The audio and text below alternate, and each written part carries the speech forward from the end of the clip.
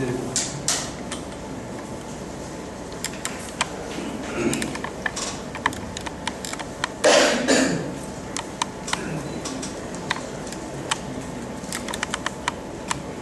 evening, ladies and gentlemen.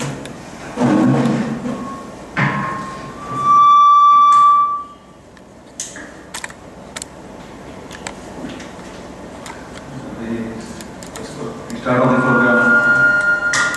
off the program right away. I'm sure you all know the topic of today. Commercial arbitration. I'll just give you the background of the topic.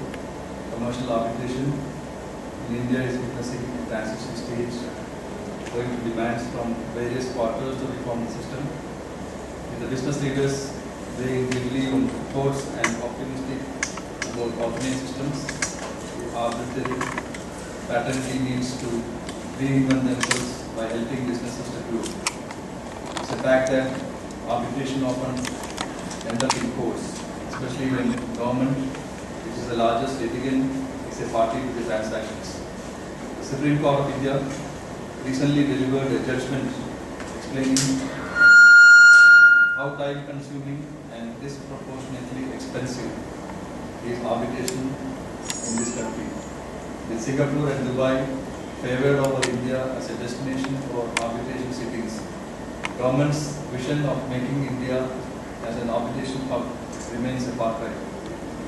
The solution lies in structuring arbitration in India by developing a strong institutional arbitration mechanism which is given the mandate to recognize, train and monitor arbitrators and arbitral sittings in India.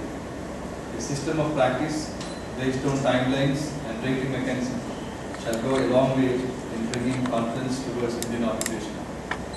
Revisiting commercial arbitration requires a look into the commercial transactions entered into by companies in India. The importance of arbitration clauses or agreements, the procedural steps for initiating arbitration, matters related to arbitral awards, challenging arbitral decisions, etc. needs to be understood by the business institutions in India.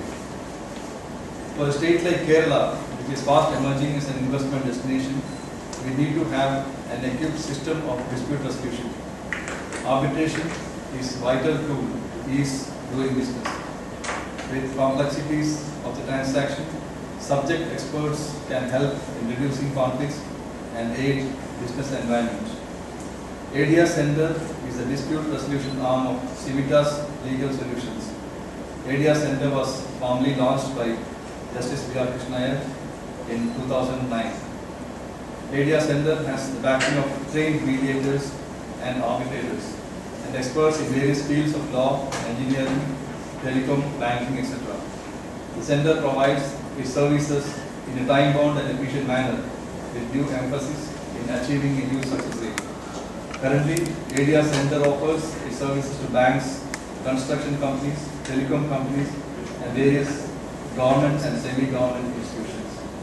This is, in essence, background of today's topic, and we have an eminent arbitrator with us today to delve deep into the subject. Mr. Arvind Minocha. He has been practicing since 1968 in basically from the state of Punjab, and he is specialized in construction arbitration. He has got a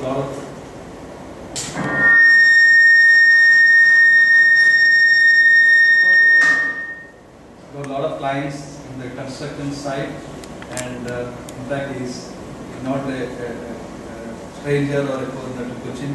He's been in Cochin for the past several years, visiting the different courts, and in fact today he was to have a hearing, but unfortunately it didn't happen as usual, like DD from the state government's laxity. We hope to see him again. And with this short and formal introduction, let me take the pleasure of welcoming Mr. Arvind Minocha amongst us. So we have a big attendance today. I believe it was a Saturday evening or that's the reason. Still we have some eminent people amongst us to hear him out. I welcome you, sir. Thank you very much. Thank you very much. We hope to get a lot of takeaways from these learned words and experience. Over to you, sir. Thank you very much, ladies and gentlemen. I hope my voice will reach you without this also if required, because in the courts we never use these. I had a very pleasant experience coming to Matancheri. My earlier view was that perhaps this is only a Jew town. Jewish people live here. But I was very pleasantly surprised that people from all walks, from all parts of the country are settled here. I must say, that's a very good sign. I must thank Mr. Jiten Varghese also for giving me an opportunity to meet you all and have an exchange of views for arbitration, of arbitration, and particularly the benefits of institutional arbitration. My association to Kerala, and though the road was completed, road bridges about 10 years back, 2 sets of arbitrations, we have one payment made, the third set is what is left now. Why the states, the government departments, even when they know it's a losing case, even when they have lost a case, nobody takes the risk of sanctioning or saying settle this, make the payment, avoid paying interest. No. They say file appeal, take legal opinion, go right up to the Supreme Court. With the result, in one of the cases where the award was total about with interest 18 crores, by the time the state lost the challenge, with the interest element it came down to 16 crores. And now, even now, I am facing the same. The states are very slow. I have not seen any state government advise anybody to settle the matter, because nobody wants to invite the wrath of being involved in a so-called scam, even if ultimately it is for the benefit of the state. Anyway, ladies and gentlemen, I am sure all of you must be familiar with what arbitration is or how it takes place. Otherwise, I'll just briefly cover a few points. I'm sure quite a few of you would be knowing as to what that is. See, basically arbitration is another mode of dispute resolution. Parties say, rather than go to the court, pay court fees, or wait for about 10-12 years, better it is that we go to a forum where we have a person or the tribunal of our choice. One, if you go to a court of law, you cannot choose the judge before you whom you want to have your case decided by. In arbitration, you can choose who you want as the arbitrator. Secondly, there is no element of court fees. No court fees is payable at all. It is only when the award is published, then depending on the value of the award, stamp duty is payable to the state. But that differs from state to state also. Another advantage is that in arbitration, unlike in court where the court has to follow all technical procedures, evidence, how you prove a document. Well, court says that witness has not come to prove this document, I reject it. The technical laws are not applicable to arbitral disputes. The tribunal consisting of legal members are not bound by the strict rules of evidence or the civil procedure code. They can formulate their own procedure, unlike in the court where you want to recover some amount, you must present a plaint in a proper way. You must pay the court fees. You must comply with all the requirements of filing the original documents and everything. And if you miss out the deadline, you might lose the right to challenge. Like for example, in a suit, If you do not file a written statement within 30 days, then extendable by a few days, the law says your right to file the written statement is lost and decree can be passed. Not so in arbitration. I have seen cases where the states or the government corporations have taken time up to 1 year for filing their defense, their reply or the opposition or counter statement without any effect. Of course, we've been insisting for costs, but that is separate. At least their right to defend is not foreclosed. What happens is that once you have an institutional arbitration, you can have arbitration clause in a contract. Arbitration can be contractual, meaning that you agree to export tea or rubber, like one of my friends here, they have been doing it. There will be a contract which will contain an arbitration clause. Any government contract which is signed invariably will have a contract clause, arbitration clause. That is called contractual arbitration. Then there is non-contractual arbitration. Two people are trading among themselves without any contract. Suddenly a dispute arises. They say, rather than go to the court, why not we now agree to refer the matter to an agreed arbitrator? So that is a non-contractual arbitration also can come into existence. Few things we must keep in mind, that not every kind of dispute is arbitrable. Any offence committed under the Indian Penal Code, two parties cannot agree. If somebody kills somebody and his family members say, okay, we agree for an arbitration, we will go losses, sorry. This is a separate act. You have committed an offence. You cannot go for arbitration. Supposing you want to wind up a company. Companies Act is a separate statute. Nobody can agree among themselves like this, we'll settle a dispute, go to an arbitrator and ask him to decide to wind up a company. No. For that, the jurisdiction is exclusively with the High Court in the state. There are tenancy matters where you want to seek eviction. Law says, there again you cannot go and get a decree of eviction against a tenant. Why? Because for that the Rent Control Act is supreme.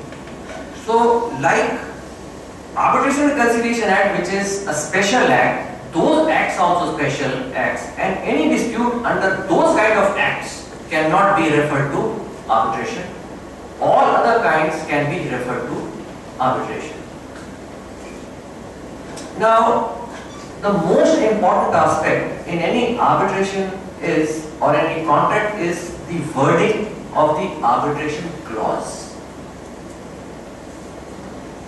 There are two kinds of arbitrations. Domestic arbitrations, that is within the people, both the parties are Indians or resident in India.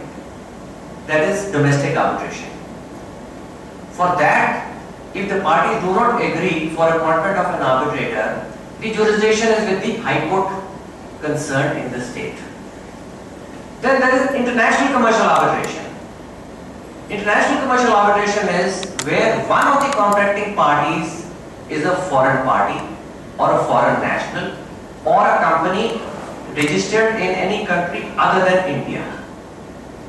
In that, if there is any dispute as to who will be the arbitrator, the jurisdiction for appointment is only with the Supreme Court. What we normally experience the problem is, in all government arbitrations, there are three arbitrators. One to be appointed by the client, one to be appointed by the government body or the government or the state, and third, there are different variations. Third, to be appointed by the two chosen arbitrators. Other is third to be appointed by, let's say, Indian Road Congress or Indian Chamber of Commerce or the like. In an arbitration with three, normally you will see the tendency is that whenever a party appoints an arbitrator, he obviously expects that the arbitrator will be sympathetic towards them. A businessman appoints the arbitrator, he expects him to be sympathetic. B, other party appoints the arbitrator, he expects him to be sympathetic. Both of them appoint the presiding arbitrator. So at the end of the day, the matter basically conceptual laws was formulated by the United Nations, and most of the countries have adopted that. The Arbitration and Conciliation Act 1996 is the result of that. Every country has some modification or the other. And now, even if it is a foreign award or an Indian award obtained in a foreign country, straight away this will be applicable. So you don't have to go through the rigmarole of a second round of litigation, which earlier one had to go through it. I find a lot of people here are exporters. I do not know if you have had this occasion to have an arbitration clause. See, whenever you are entering into a international contract, for Indian parties I always advise them three things. One, agree to be bound by the Indian law. Two, have the venue of arbitration in India. Three, the jurisdiction, agree to the jurisdiction of courts in India only. Fighting litigation elsewhere in the world is very, very expensive. Of course, it is much more streamlined, very, very methodical, but all the same very expensive. Now, if you have an arbitration or a dispute with somebody in Singapore, and they say it will be Singapore International Court of Arbitration, SICA, or it's London Court of International Arbitration, then, and they bring in their laws. One, it is very difficult, or rather a very expensive procedure or process to fight litigation in those countries. Engaging lawyers there is very, very expensive. Then the laws which are applicable there, first you must acquaint yourself. So as far as possible, any contract you will enter into, in that clause make sure that the laws applicable will be Indian, the venue will be India, and the jurisdiction of courts will be India. Let those people come and litigate. Why should you rush there?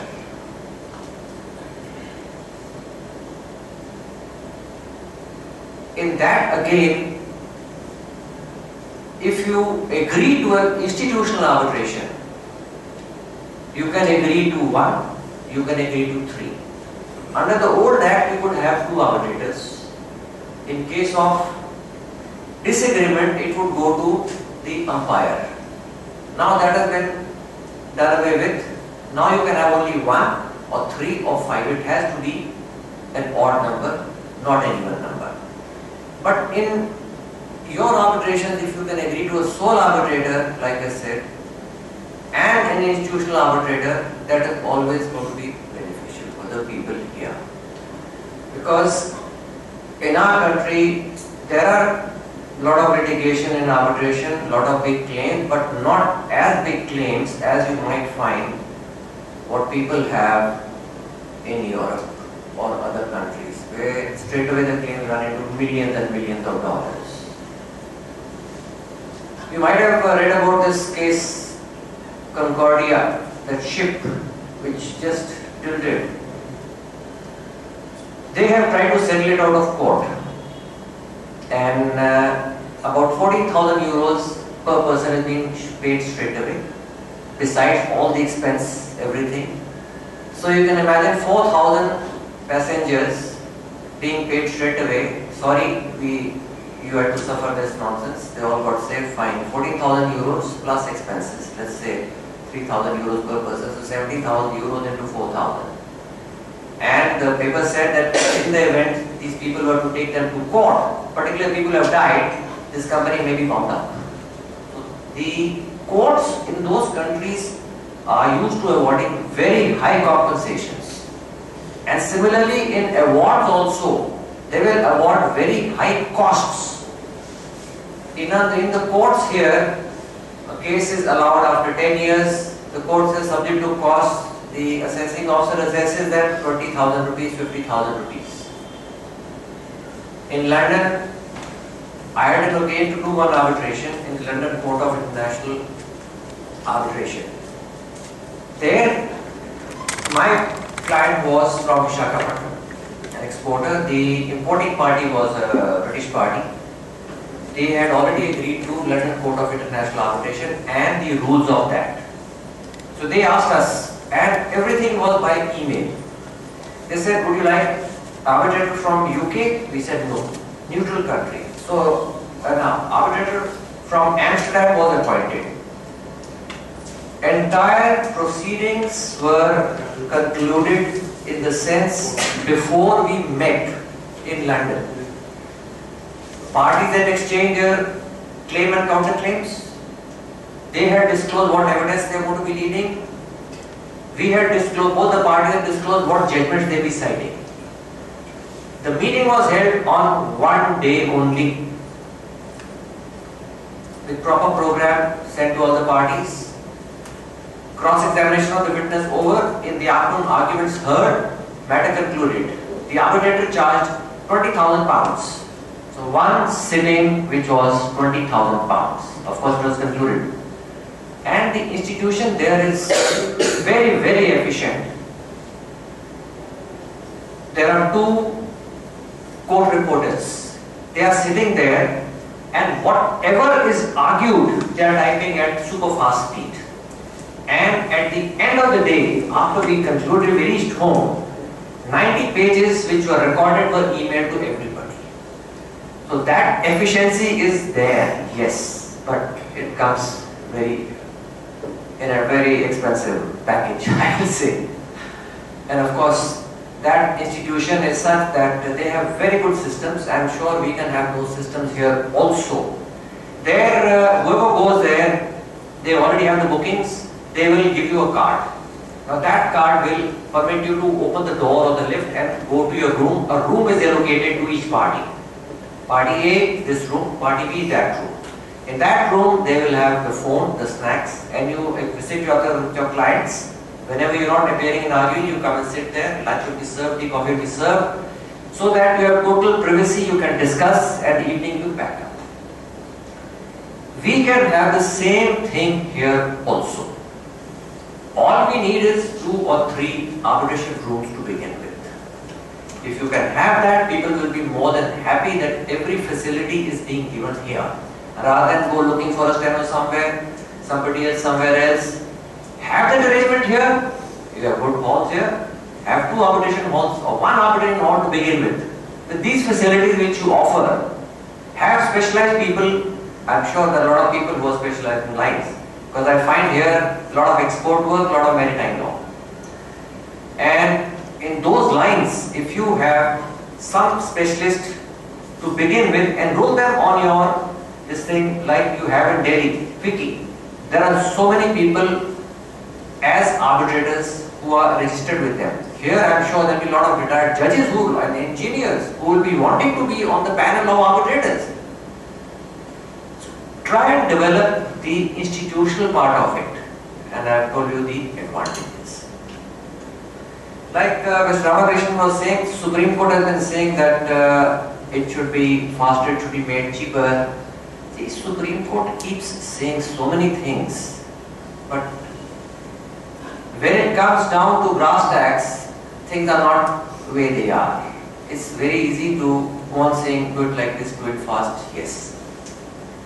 What do you do if the state does not come forward to file its defense?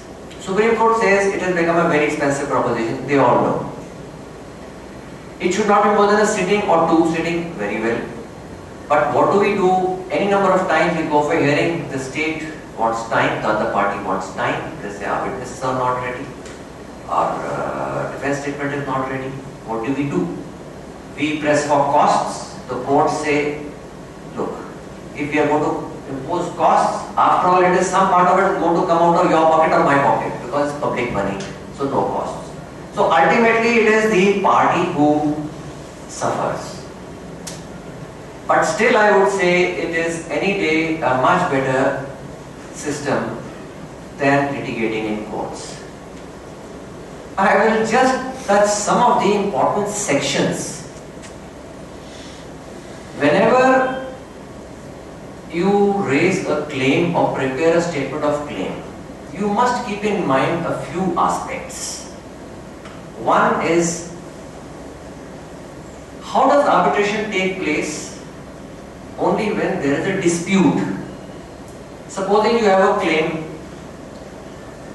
merely having a claim is not enough. You have a claim, you raise the claim. Other party refutes or does not act. Only then a dispute comes into existence. Once a dispute comes into existence, please remember that the law of limitation is fully applicable to Arbitration and Conciliation Act. You cannot say that I had a dispute with him 4 years back, 5 years back, I had a right to claim this much money, never mind, I'll not go to the court, I'll seek arbitration. Law says, sorry, you lost your right. There are checks and balances and procedures which have to be followed. So law of limitation must be kept in mind. Secondly, what happens is, if you agree to the jurisdiction of a particular court, that is always better. Supposing the cause of action arises in Kochi and cause of action arises in, let's say, Bombay. Parties agree it will be Kochi alone. Then Kochi alone will have jurisdiction. Supposing you say Kochi or Bombay, you don't say that. And part of the cause of action arises in Bombay. And the Bombay party files an application under any of the sections. It could be for injunction, it could be for appointment. The law says once that action is taken, then that court alone will have jurisdiction to the exclusion of all other courts. So you must be careful on the venue or the site where you want to agree for jurisdiction. I had a similar case where my client filed the first Section 11 petition for appointment of an arbitrator in the Delhi High Court. Part of cause of action had arisen in Bihar, part of it had arisen in Delhi. Delhi High Court appointed the arbitrator, but the railways went and challenged that award in Bihar. So I took up the objection that you have no jurisdiction. He says, why? SSC reads Section 42. So he agreed with that. So now railways, whether they come and challenge it in Delhi or that's a separate lookout. Another thing is, in so many contracts, there are clauses which say that before you raise a dispute or refer the matter to arbitration, you will make an attempt to settle the matter amicably. Or first we will go to this gentleman. Or in the event an arbitrator is not appointed, that party will appoint. We must follow each of the steps very carefully.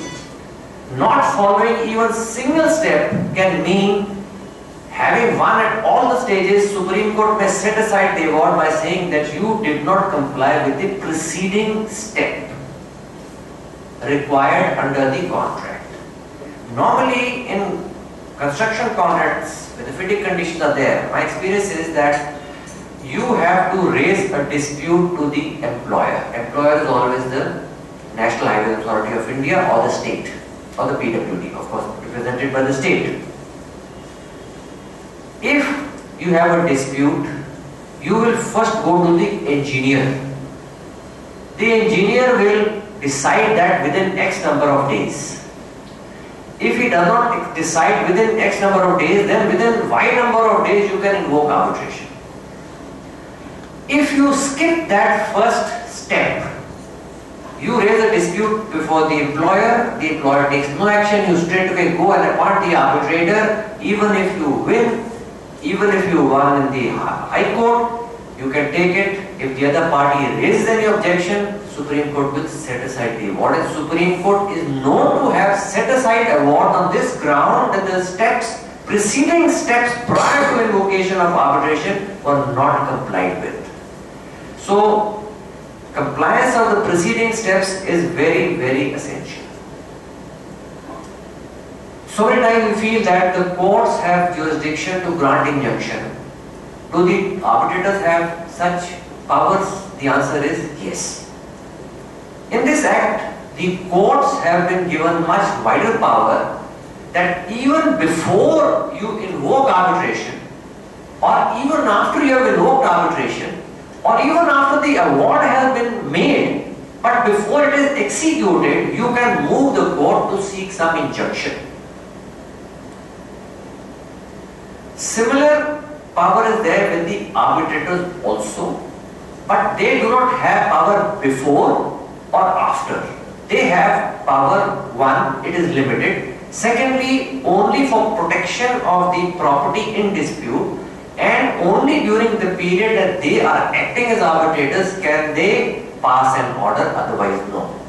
But all the same, these days the trend of the courts has been that once arbitration has been invoked, why do trouble us? Go to the tribunal and seek the interim relief there. Under the old act, the tribunal did not have any power to decide its own jurisdiction.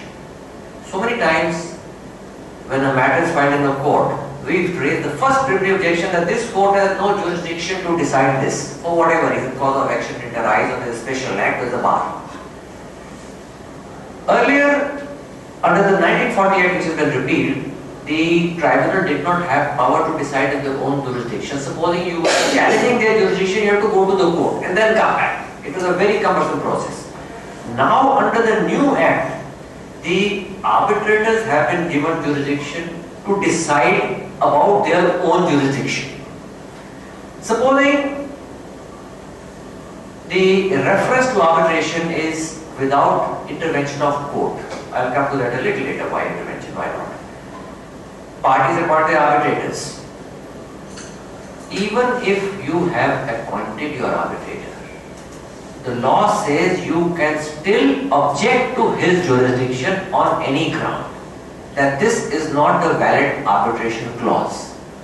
Number two, you are not possessed with the requisite qualification required to be of the arbitrator in the contract, or this claim is time barred. You can raise that objection there itself. There are two methods of appointments of arbitrators. One is when the parties agree, straight away it is appointed. In lot of government contracts, the parties have no choice. They have to sign on the dotted line. The arbitrator is their person. If the government fails to appoint, then you can move the court. But court also normally appoints or gives them an opportunity to appoint. In other contracts, if a party fails to appoint or fails to agree on appointment of an arbitrator, and the party moves the High Court under section 11, then the High Court can appoint a totally independent person also. When you file, or when a party files a petition under section 11, you have a right to raise all the objections, rather threefold. One, that this court has no jurisdiction. Let us assume the contract was entered into Delhi, the work was executed in Bombay, and a petition for appointment is filed in Kochi. If the other party, if neither party raises this objection, the court may well appoint that arbitrator. But you have every right to raise the objection that no part of the cause of action has arisen here. This court has no jurisdiction. One. Secondly, there is no arbitration clause at all. And thirdly, the claims on the face of it are stale, hopelessly barred by liquidation. Any other aspect on merits will not be gone into by the court while appointing an arbitrator. That is for the tribunal to decide. So if you people encounter any such situation, make sure that you raise these objections if required. So many times what happens that arbitrators are appointed without intervention of court. Again, you have a right to raise these objections before the arbitral tribunal. Supposing there was the party who sought or who appointed the arbitrator and you concurred did not comply with the preceding step, the opposing party must take that objection in the defense statement, because the act says that if any procedural aspect from which the parties could not derogate or which required compliance but was not done is not objected to, you will be deemed to have waived your objection.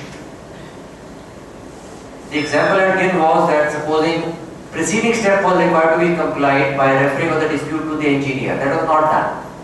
But when you go before the arbitrator, you have a right to raise an objection, but if you do not raise that objection, that right will be lost.